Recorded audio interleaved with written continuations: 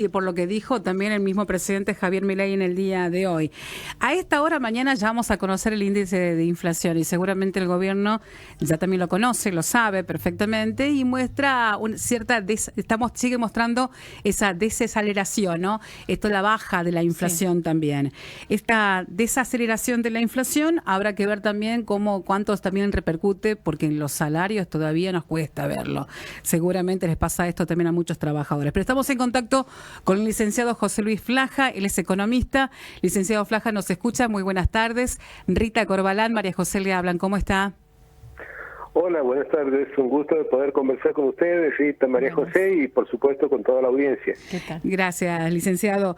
Un poco vamos a repasar lo que decía hoy Milei, que estuvo visitando una empresa, inaugurando la ampliación de ella, donde llamó la atención especialmente por sus declaraciones, ¿no? Y esto es un poco para entender acerca de cómo piensa él, ¿no? Como siendo presidente, prefiero venir a felicitarlos que inaugurar una obra pública costosa e ineficiente.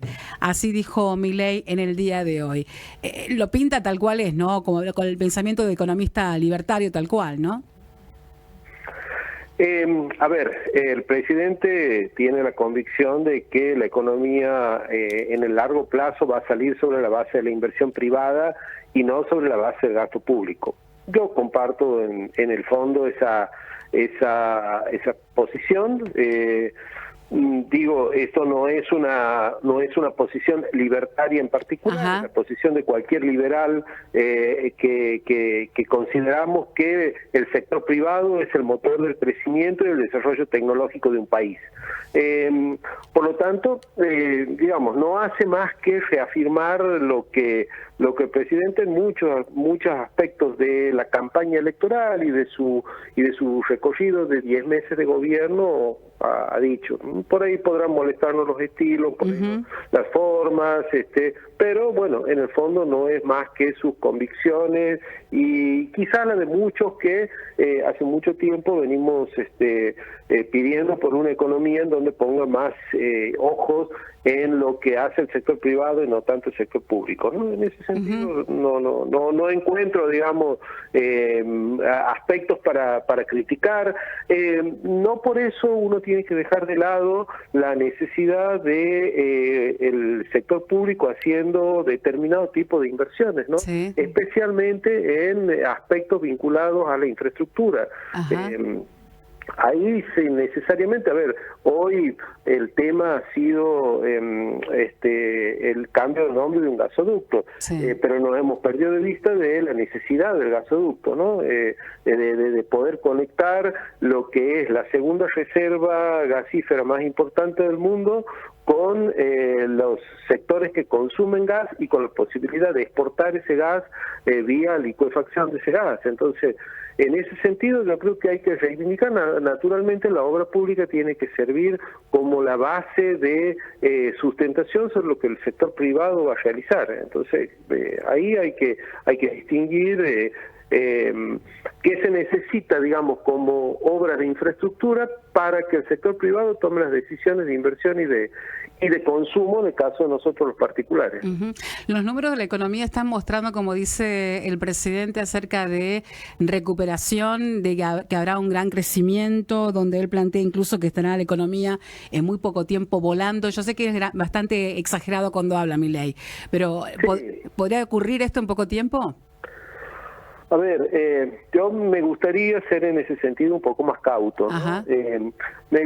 Yo sí puedo afirmar, digamos, porque los números nos respaldan, que la economía ha empezado a recuperar, es decir, que lo peor de la crisis de económica y de caída ha ocurrido allá sobre el final del segundo trimestre del año, y a partir de ahí algunos sectores con alguna pereza han empezado a recuperarse, otros sectores con más pujanza, aquellos vinculados al sector agropecuario, al sector minero extractivo, al sector petróleo y gas, esos se han recuperado fuertemente, y algunos otros sectores, digamos, que tienen un poco de una goma pegajosa en el piso, se recuperan con más lentitud.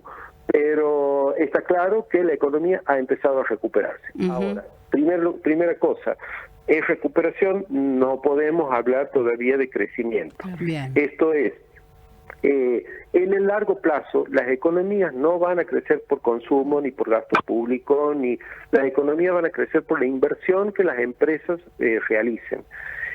Y la inversión no depende de que aumente tal o cual cosa, sino la inversión en el fondo depende primero de la tasa de rentabilidad que tiene y segundo de la estabilidad de las normas, ¿no? O sea que uno pueda decir, yo espero que mañana ocurran las mismas cosas que ocurren hoy.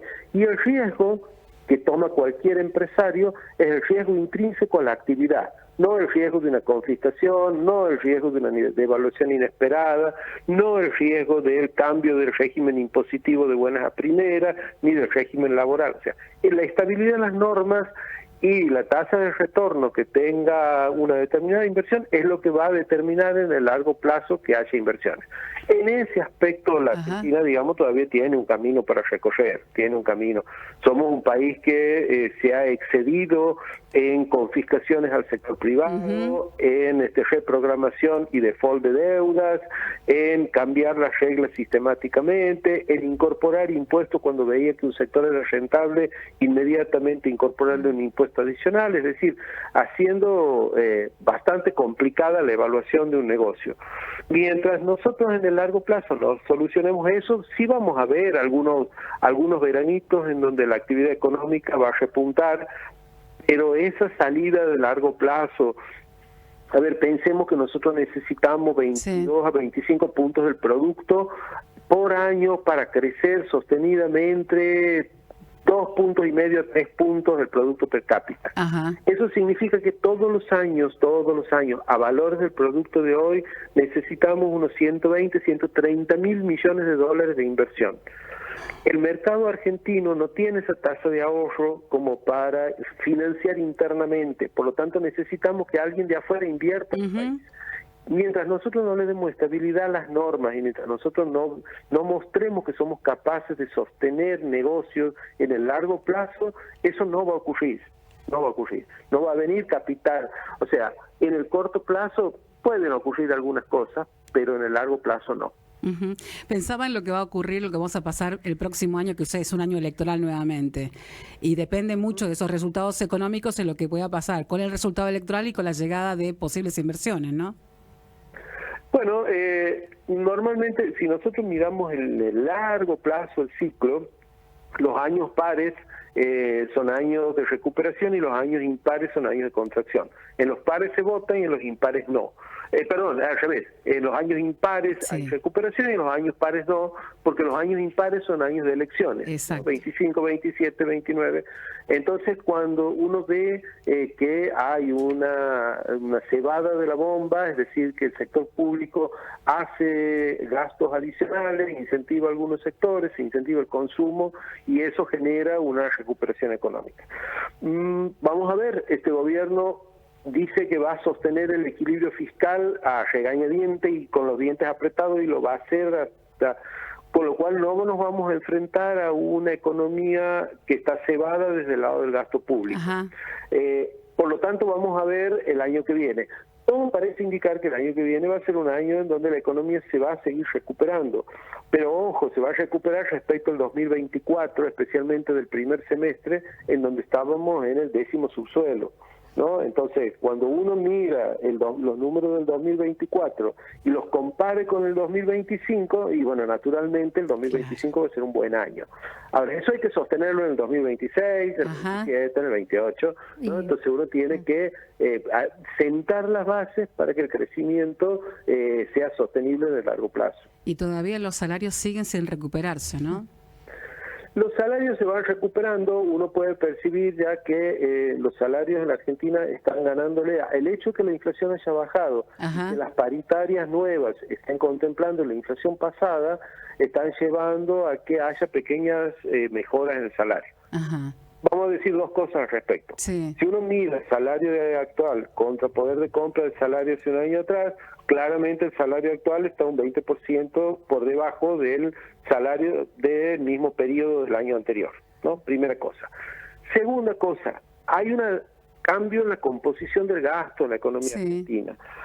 nosotros teníamos incorporado determinados gastos como de muy baja relevancia en nuestro presupuesto o nula. Por ejemplo, los gastos de servicios. Sí. ¿No? Entonces, cuando uno de 100 pesos que gastaba, antes decíamos, bueno, el 10% o el 5% o el 8% de eso eran los servicios públicos, entonces decía, bueno, el gas, la luz, no sé, el agua, eran servicios que uno los tenía y los tenía muy baratos.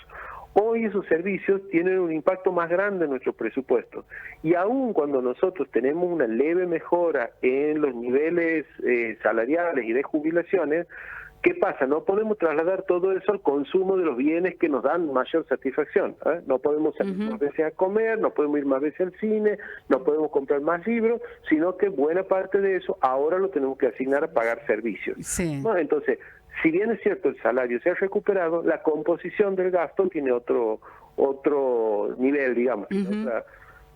Entonces ahí también uno está viendo un efecto como a mí me gustaba comprar tales cosas y hoy no lo puedo hacer. Básicamente porque está gastando en otros servicios que antes el precio era muy cercano a cero. Así es, así es. ¿Cómo ves esto de nuevamente, llama la atención, la gente lo ve también en la calle, se nota en grande, la vuelta al crédito? ¿Esto también va a servir mucho para reactivar de alguna manera el consumo? Naturalmente, sí. A ver, hay determinados bienes, no pensemos en... comprar zapatillas. No. Pensemos en bienes durables. Casas, exacto. Autos. Eso. ¿Sí? Un poco otros bienes durables, heladera, televisor. Pero así es. Casas y autos. La Argentina no hay transacciones de largo plazo con créditos hipotecarios y es indispensable que el crédito hipotecario vuelva para que el particular pueda pensar en cambiar o en ampliar su casa acudiendo al sistema financiero. O sea, nosotros hacemos todas nuestras operaciones de contado y eso no existe en el mundo. En el mundo la gente financia su compra de vivienda o financia la compra de su auto. Claro. Entonces, eso es muy bueno. En ese sentido, el blanqueo ha dado una sorpresa. El gobierno esperaba, y creo que hubieran descorchado champán con 8.000 a 10.000 millones de dólares de efectivo que ingresara por el blanqueo y han ingresado 20.000. Superó todo. Lo bueno del caso, lo bueno del caso no solo es que han ingresado 20.000 millones, sino que la mayoría de los depósitos cuyos particulares podrían haberlos retirado al primer día hábil del mes siguiente, los depósitos han permanecido en el sistema financiero. Es decir, que se han vuelto prestables. Con lo cual el sistema financiero hoy está sentado sobre una cantidad importante de dólares con capacidad prestable para la inversión en viviendas, automotores, inversiones de bienes durables de largo plazo, ¿no? Licenciado, para cerrar, ¿imaginabas que iba a pasar esto para algunos va a decir poco tiempo, pero los que las vivimos, las que están soportando la presión de todo esto, se hizo largo? ¿Pero imaginaba estos resultados para noviembre, diciembre? A ver, si uno miraba 2024, pensemos en el momento en que las pasos estaban definidas y que la segunda vuelta también, es decir, que Milei era el presidente electo y todavía no había asumido, ¿no? Uno imaginaba que lo que se iba a enfrentar era con un ajuste fiscal, pero con una convergencia de la inflación a niveles como el actual en más tiempo, ¿no? Se iba a demorar más tiempo. En ese sentido, tenemos que reconocerle que el gobierno le ha dado una impronta muy fuerte y quizás hasta esta instancia ha hecho como única bandera del gobierno bajar el déficit fiscal, bajar la inflación, solucionar el balance del Banco Central. En ese sentido ha sido exitoso.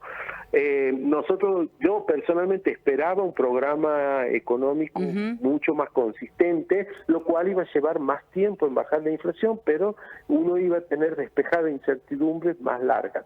Bueno, esa segunda parte supongo que vendrá una vez que tengamos consolidados los números de la inflación en niveles que estén más cercanos a cero, ¿no? En ese sentido, bueno, yo no esperaba que la inflación bajara tan rápido porque esperaba otro programa económico.